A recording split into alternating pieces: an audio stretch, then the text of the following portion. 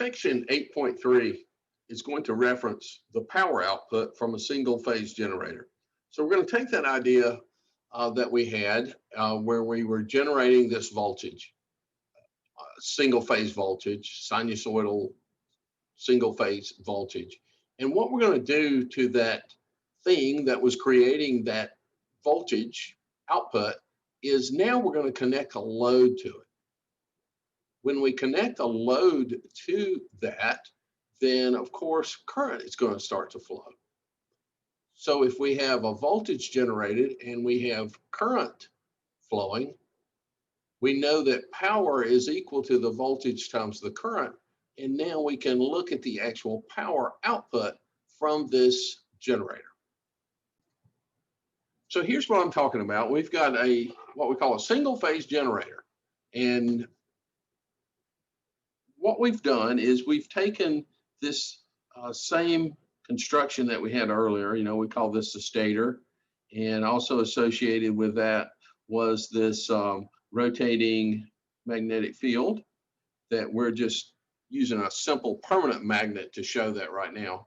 And then, so what we're going to do now is we're going to take that conductor that is exposed and embedded in the stator, and we're going to attach a wire to that, and we're going to draw that voltage, a connection out to a load out here. And this is the load that's on phase A. And we're going to look at this initially as strictly a resistive load. So once we connect a load to this, we're going to get current to flow in this circuit. All right, so that's the whole idea. And that's what we want our generator to be able to provide is, you know, this power to a load. So here's a load, whatever that load, any load you can think of, a light, a motor, you know, a pump, anything that you can think of that uses electricity, that's our load. Now, so this is proceeding on, and so it is a resistive load. So when I look at the output of both the voltage and the current on that conductor, and I'll look at this. So here's the voltage right here that we looked at before. And then also we have the current, and then the current is here, right? And so they are in phase with each other because it's a resistive load, right? So they're both peaking at the same times across here. We're seeing that situation where the voltage and the current are in phase. So if I were to look at this and I was able to get that value for voltage and get this value for current, and I know that power is equal to voltage times current, right? So if that's the case, I could go through and I could plot every point on a 360-degree turn of what the product of the voltage and the current is. And when I plotted that value, what I would find is I have plotted what we call the power curve. And we can see how the power curve matches to the voltage and the current, okay? And a couple of things we're going to point out from there. Now, so this is the power curve relating to this voltage and current. And what we will find out is that the average power ends up being half of the peak. And we'll do some calculations with that in another thing soon here. But right now, let's just say that the peak power, or excuse me, that the average power is 1/2 of the peak power, whatever that might happen to be. All right.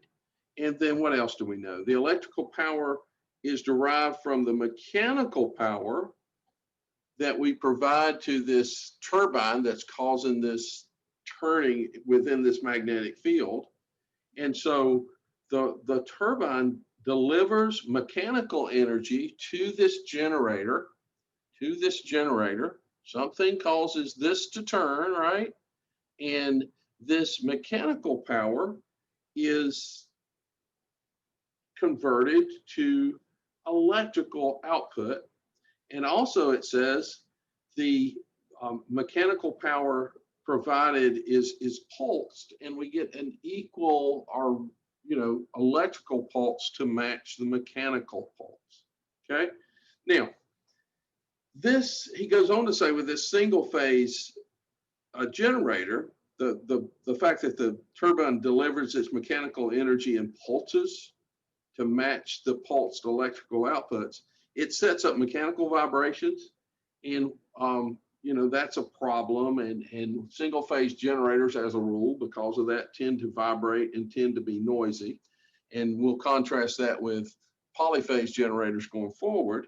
And then what else? Oh yeah, the other big thing here. Okay, so check this out.